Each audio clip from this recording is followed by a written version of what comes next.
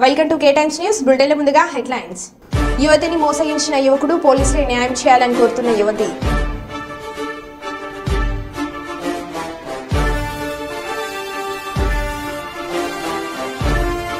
TDP కార్యకర్త శేషాద్రిపై దాడి చేసిన వైసీపీ నాయకులు.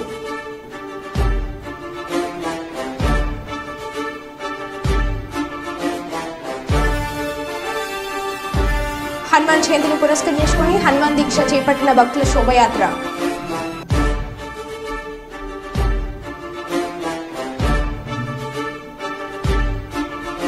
యాదాద్రి లక్ష్మీ నరసింహస్వామి దర్శనానికి బారులు తీరిన భక్తులు.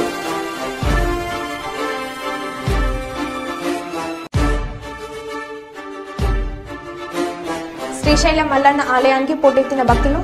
ప్రత్యేక ఏర్పాట్లు చేసిన ఈవో పెద్దిరాజ్.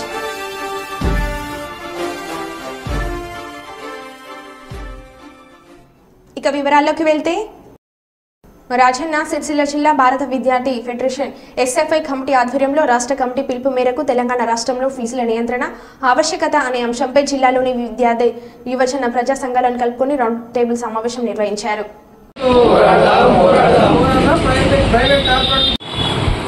రాజన్న సిరిసిల్ల జిల్లా ఎస్ఎఫ్ఐ కమిటీ ఆధ్వర్యంలో ఏర్పాటు చేసినటువంటి రౌండ్ టేబుల్ కు ఏఎస్ఎఫ్ సంఘంగా నేను హాజరు కావడం జరిగింది. అంటే ఈ రౌండ్ టేబుల్ యొక్క ముఖ్య ఉద్దేశం ఏంటంటే, ప్రభుత్వ స్కూళ్లను పరిరక్షించుకొని, ప్రభుత్వ విద్యా వ్యవస్థను పరిరక్షించుకొని, కార్పొరేట్ విద్యా సంస్థలను అరికట్టి, ఆ ఫీజుల దోపిడిని అరికట్టి, ఆ ఫీజుల నియంత్రణ చట్టాన్ని అమలు చేయాలని చెప్పి ఈ రాష్ట్ర ప్రభుత్వాన్ని డిమాండ్ చేయడం జరుగుతుంది. ఎందుకనంటే పేద విద్యార్థులు అందరి ద్రాక్షగా మారింది విద్య.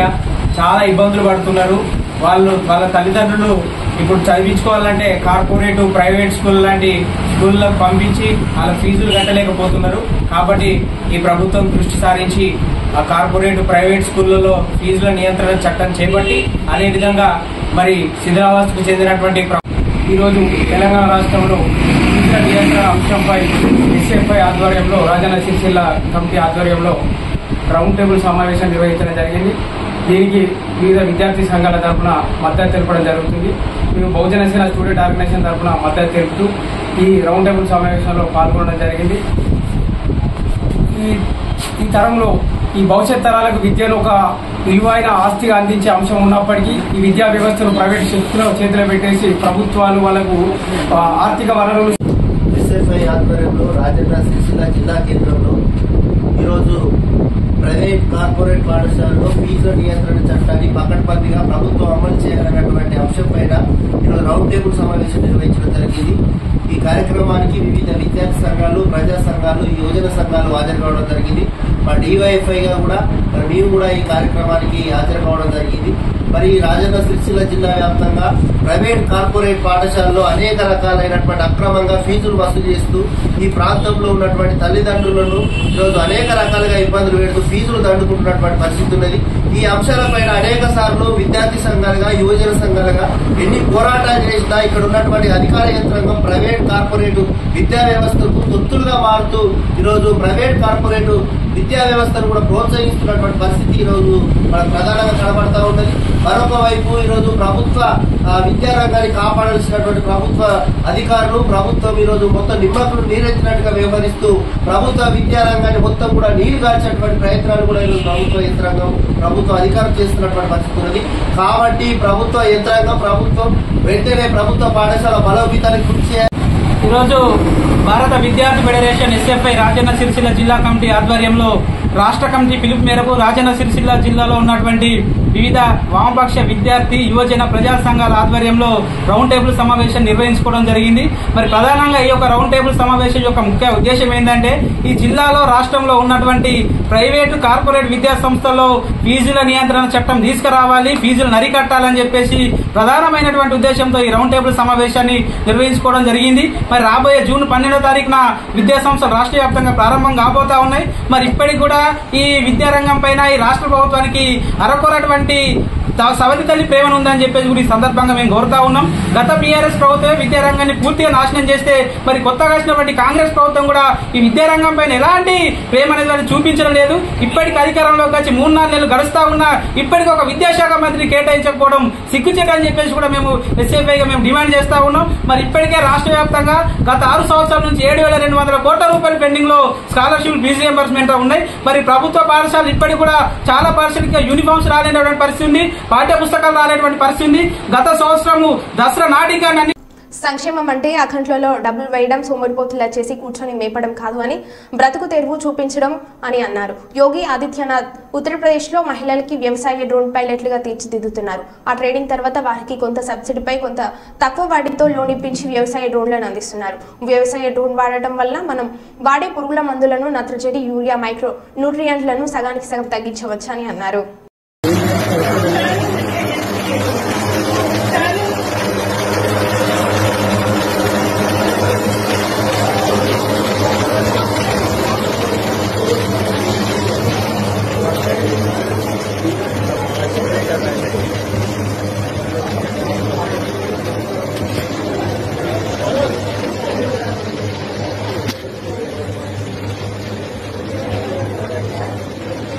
पीछे हो जाए, मेरा फ्रेम खराब हो रहा है, पीछे पीछे आ जाए,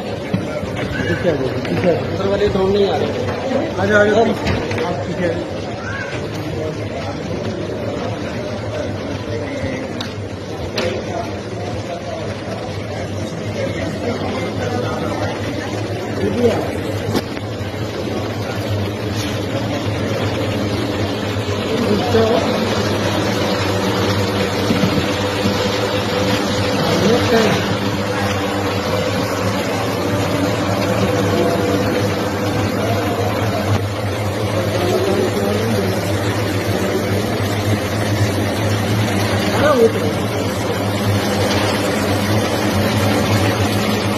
కుప్పం పట్టణం పాలర్లపల్లి ప్రాంతానికి చెందిన బేటప్ప ఒక అమ్మాయిని ప్రేమించి మోసగించాడని రజిత అనే యువతి పోలీసులను ఆశ్రయించారు.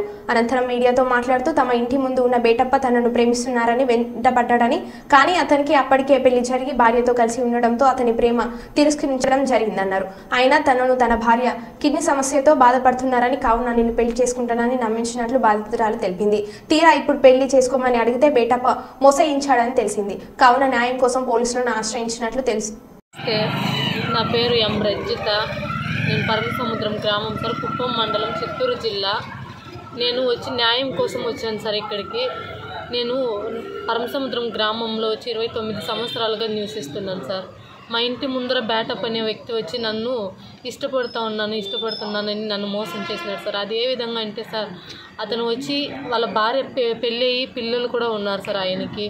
అయినప్పటికీ అతను నా దగ్గరకు వచ్చి నువ్వంటే ఇష్టం అని చెప్పి నన్ను కన్విన్స్ చేసేవాడు సార్. నేను అప్పుడు కూడా ఒప్పుకోలేదు సార్, నీకు భార్య పిల్లలు ఉన్నారు వద్దు ఇదని చెప్పినా కానీ అతను నా వెంట పడి నన్ను ఎక్కడికి వెళ్ళినా నన్ను వేధించేవాడు సార్. నా ఫోన్ నెంబర్ తీసుకుని నాకు ఫోన్లు చేసి నన్ను టార్చర్ చేసేవాడు సార్. నేను వాలంటీర్గా పనిచేస్తున్నాను సార్. సచివాలయం చుట్టూ కూడా వచ్చి నన్ను గొడవలు చేసేవాడు సార్ వాడు, నన్ను ప్రేమించమని. తర్వాత ఇంకొక విషయం ఏమంటే వాళ్ళ భార్యకి కిడ్నీ ప్రాబ్లం ఉందని చెప్పి నన్ను మోసం చేశాడు సార్. నేను అది నమ్మాను సార్. నమ్మి అతని దగ్గర వచ్చి నేను మోసపోయాను సార్. మోసపోయి సార్ అతను వచ్చి నా భార్యకి కిడ్నీ ప్రాబ్లం ఉంది కాబట్టి నా దగ్గర సంసారానికి పనికి రాదని చెప్పి నన్ను మోసం చేశాడు సార్. మా ఇంట్లో వల్ల ఆమెను బలవంతంగా నాకు తాళి కట్టి బలవంతంగా పెళ్లి చేయించారని చెప్పి నన్ను నమ్మించి, నేను ఇంట్లో వాళ్ళని నా భార్యను ఒప్పించి పెళ్లి చేసుకుంటానని చెప్పి నన్ను ఎన్నోసార్లు మోసం చేసి నా చుట్టూ తిరిగి నన్ను ఒప్పించి నన్ను ప్రేమించేలాగా చేసుకున్నాడు సార్. నేను లేకపోతే చచ్చిపోతానని నన్ను బ్లాక్మెయిల్ చేసేవాడు. నేను ఎక్కడికి వెళ్తే అక్కడ ఏదైనా తాగేసి చచ్చిపోతాను, ట్రైన్ దొరికిపోతానని చెప్పి కూడా నన్ను బ్లాక్మెయిల్ చేశాడు సార్. ఇప్పుడు 9 సంవత్సరాల నుంచి నన్ను ప్రేమిస్తున్నానని నన్ను నమ్మించి ఇప్పుడు నన్ను పెళ్లి చేసుకోమని న్యాయం కోరి వచ్చినప్పుడు నేను నిన్ను పెళ్లి చేసుకోను, నువ్వు వద్దని నన్ను తప్పించుకొని ఎక్కడికంటే అక్కడ పారిపోతున్నాడు సార్.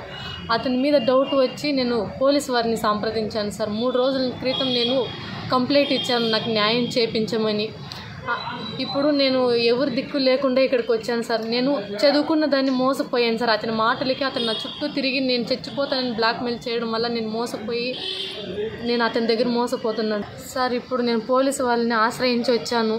దయ ఉంచి మీరు నా యొక్క ప్రాబ్లంని అర్థం చేసుకొని నాకు న్యాయం చేయాలని మిమ్మల్ని ప్రాధేయపడి వేడుకుంటున్నాను సార్. మీరే నాకు దయ ఉంచి మీరే దిక్కు, మీరే నాకు సహాయం చేయాలి సార్.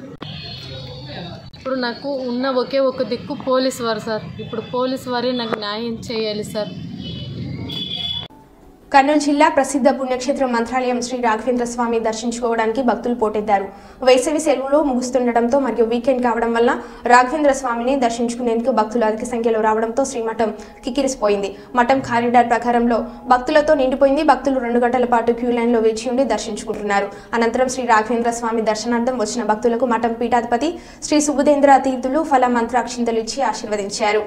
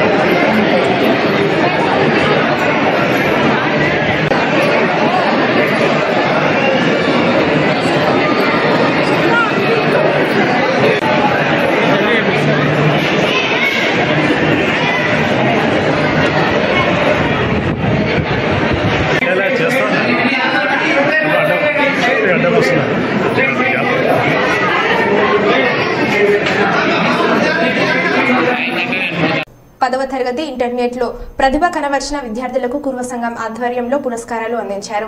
10వ తరగతిలో 500 మార్కులు దాటిన విద్యార్థులకు, ఇంటర్లో 900 దాటిన దాదాపు 88 మంది విద్యార్థులకు ప్రోత్సాహ బహుమతులను జిల్లా కుర్వ సంఘం అధ్యక్షుడు శ్రీనివాస్ ఆధ్వర్యంలో అందించారు. విద్యార్థులు భవిష్యత్తులో ఉన్నత స్థాయిలోకి రావాలని ఈ కార్యక్రమం నిర్వహించామని వారు తెలిపారు.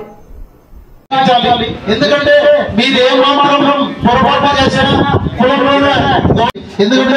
విద్యార్థులు తమ చదువులను ఎలాగైతే నిర్లక్ష్యం చేయకుండా కులానికి ఈ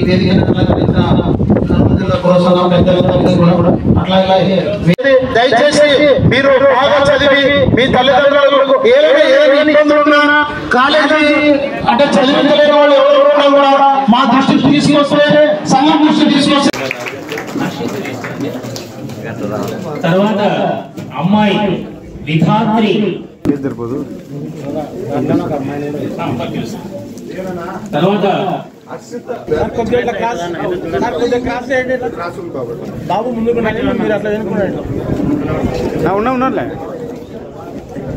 బాబు కొద్దిగా ముందుకున్నాయా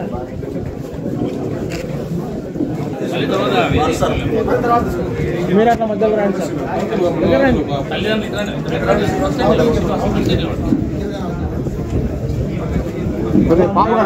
అమ్మాయి కనపడదు కొంచెం ఎన్నికనా మేడం కొద్దిగా ముందుకు రండి మీరు కొద్దిగా వెళ్తున్నాడు సార్.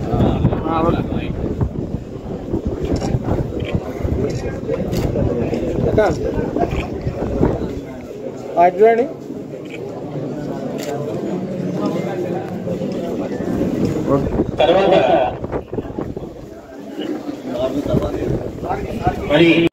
తర్వాత మాట్లాడము మా సంఘం నుంచి చేస్తామని చెప్పి తెలియజేస్తున్నాము. ఎందుకంటే తప్పని పరిస్థితుల్లో మీరు ఎవరైనా ఇబ్బంది ఉంటే తప్పకుండా ఆ సమస్యను సంఘం వేసుకుని ఆ సమస్యను పరిష్కరించేందుకు మేము కృషి చేస్తాము.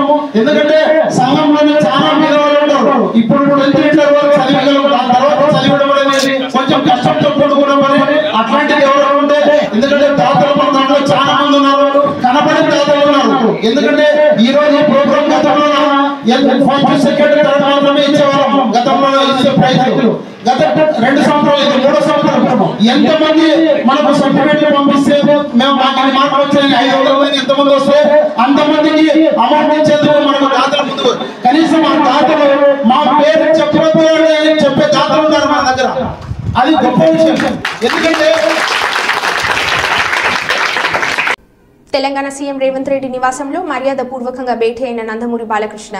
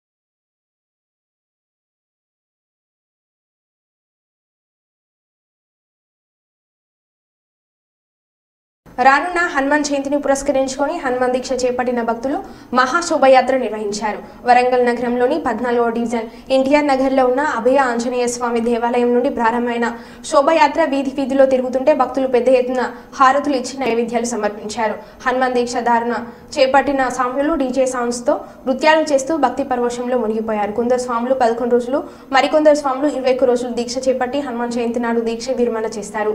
స్వాములతో ఎన్టీఆర్ నగరం మొత్తం హనుమాన్ నామస్మరణతో మారుమోగింది.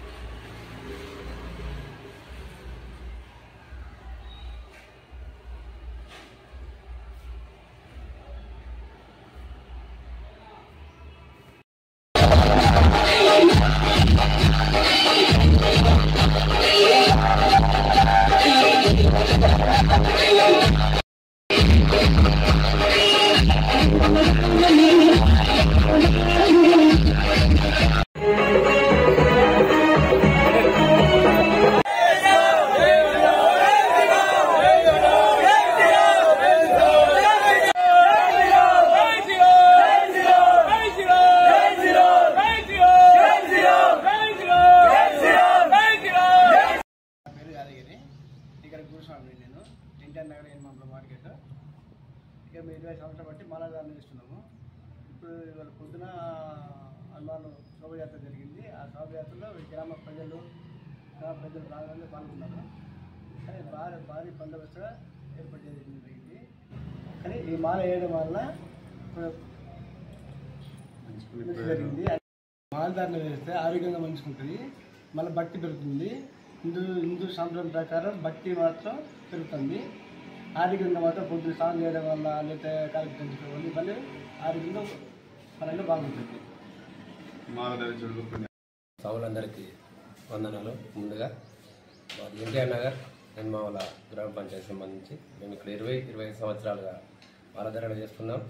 దీనివల్ల మాలధారణ చేయడం వల్ల ఆరోగ్యం బాగుంటుంది, మా కుటుంబాలు బాగుంటుంది, సంప్రదాయం బాగుంటుంది. దీనివల్ల పర్యావరణాన్ని కాపాడడం జరుగుతుంది. మళ్ళీ ఎదిగే పిల్లలకు మన సంస్కృతి సాంప్రదాయాలు కలగజేసి అన్నిటిని కలపోషణ చేసి మన సాంప్రదాయాన్ని అందరికీ వివరించడం జరుగుతుంది మాలధారణ చేయాలి. దీనివల్ల ఈరోజు మన ఎన్మావల దానికి సంబంధించి ఎన్టీఆర్ నగర్లో శోభయాత్ర నిర్వహించాం. దీన్ని నిర్వహించడంలో గ్రామ ప్రజలందరూ మమ్మల్ని ఆదరించారు. ఎంతో విజయవంతంగా దీన్ని మేము పూర్తి చేశాం. జై శ్రీరామ్. నా పేరు యేసు. కర్నూలు జిల్లా ప్రసిద్ధ పుణ్యక్షేత్రం మంత్రాలయం శ్రీ రాఘవేంద్ర స్వామి మఠంలో కార్గిల్ విజయ్ దివాస్ 25వ వార్షికోత్సవాన్ని పురస్కరించుకొని citizen society of India Bengaluru Kargil యుద్ధ వీరులకు దేశవ్యాప్తంగా నివాళులు అర్పించే శ్రద్ధ సుమన్ కార్గిల్ కళాశ యాత్రను నిర్వహించింది. ఈ ప్రతిష్టాత్మక కార్యక్రమంలో భాగంగా కార్గిల్ యుద్ధంలో పనిచేసి పదవి విరమణ పొందిన వీర సైనికులు మంత్రాలయాన్ని సందర్శించారు. మంత్రాలయంలోని శ్రీమఠం వద్ద పీఠాధిపతులు శ్రీ సుభధేంద్ర తీర్థులు యాత్రను ప్రారంభించారు.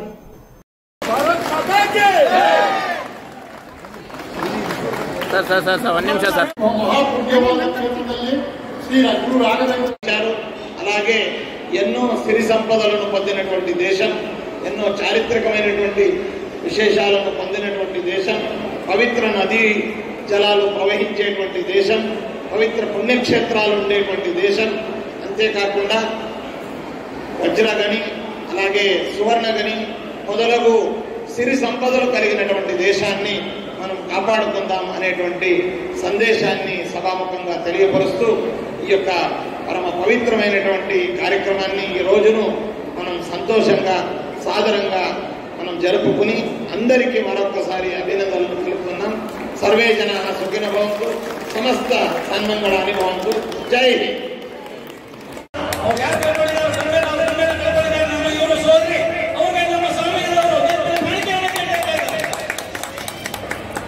జగిత్యాల జిల్లా కేంద్రంలోని శ్రీ అయ్యప్ప దేవాలయంలో గత 3 రోజుల క్రితం ప్రారంభమైన భగవద్గీత శిక్షణ తరగతులలో భాగంగా ఈరోజు గీతా సంగ్రహం చదవడం వల్ల పూర్తి భగవద్గీత పఠనం చేసిన ఫలితం దక్కుతుందని శ్రీకృష్ణుడు చెప్పిన విషయాలను శిక్షణిచ్చే గురువులు తెలిపారు.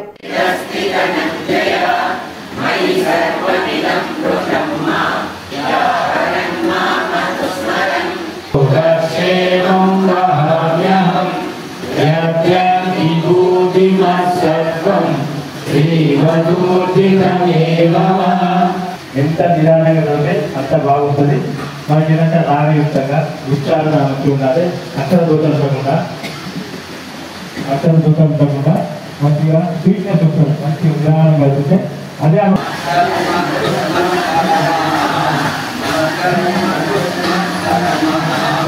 యస్సమానేతి పాండవా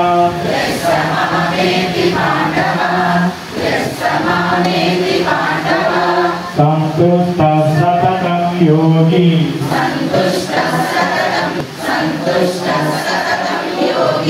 యథాత్మానుడనిశ్చయః త్రయంబకం యజామహే సుగంధిం పుష్టివర్ధనం ఉర్వారుకమివ వందనాత్ గీతా మాతా. ఓం జయ గీతా మాతా. సుబ్రహ్మణ్యం సుబ్రహ్మణ్యం సర్వగణాధారం సుబ్రహ్మణ్యం భజనవలి సుబ్రహ్మణ్యం మయూరకారు సుబ్రహ్మణ్యం భగవనాథం సుబ్రహ్మణ్యం ఓం ఓం సుబ్రహ్మణ్యం సుబ్రహ్మణ్యం సుబ్రహ్మణ్యం సుబ్రహ్మణ్యం సర్వగణాధారం సుబ్రహ్మణ్యం నాణ్యం గుణేభ్యకర్తారం యదా. రెండు చుక్కలు పెట్టుకున్నారు. మానమోహాదిత సంగదోషాః ఆధ్యాత్మనిత్యానివృత్తకామాః ద్వంద్వైర్విముక్తాః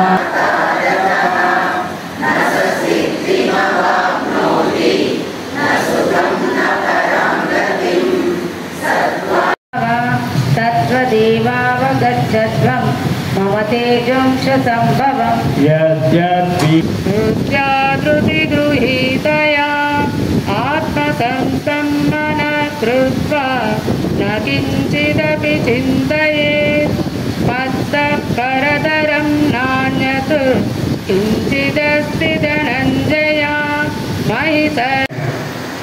మనం అందరం అనుకుంటుంటాం ఎన్ని బాధలు ఉన్నాయి మనకు, ఎన్ని ప్రాబ్లమ్స్. పొద్దున లేస్తేనే ప్రాబ్లమ్స్తో స్టార్ట్ అవుతుంది లైఫ్ అని మనం అందరం అనుకుంటుంటాం.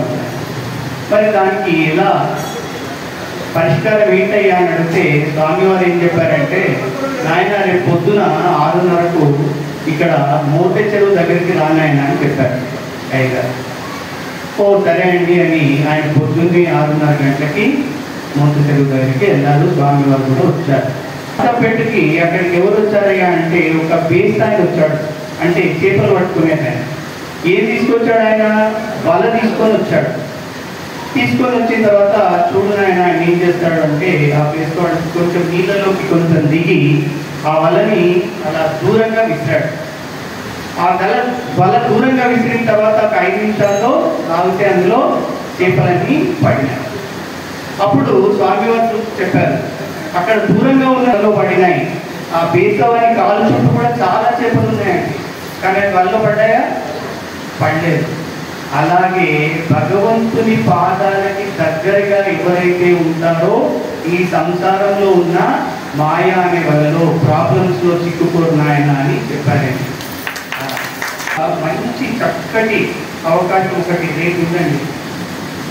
మీ దగ్గరికి భగవంతుడు రావాలి అని ఎవరెవరికైతే కోరికుందో రేపు పొద్దున 8 గంటల నుంచి 9 గంటల వరకు మన గీతా భవన్లో సత్సంగ కార్యక్రమం ఉంటుంది. ఈ కలికాలంలో ఎవరైతే భగవన్నామం చేస్తారో, ఎవరైతే భగవంతుని కీర్తిస్తారో వాళ్ళ హృదయాల్లో వస్తాయని స్వయంగా భగవంతుడే చెప్పాడండి. మీ దగ్గరికి మిమ్మల్ని గుర్తించడానికి భగవంతుడు రావాలి అనుకున్న వాళ్ళు రేపు పొద్దున సత్సంగ్ గీతా సత్సంగ్కి అటెండ్ కాండి. ఇలాంటి చాలా చక్కటి విషయాలు మీరు తెలుసుకోగలుగుతారు, ఆనందమయంగా తెలుసుకోగలుగుతారు. అదే మా కోరిక. తప్పకుండా రేపు పొద్దున 8 గంటల నుంచి 9 గంటల వరకు సత్సంగానికి ఇక్కడ ఉన్న వాళ్ళందరూ వస్తారని కోరుకుంటూ సెలవు. మరో బులెటిన్లో మళ్ళీ కలుద్దాం. Stay tune.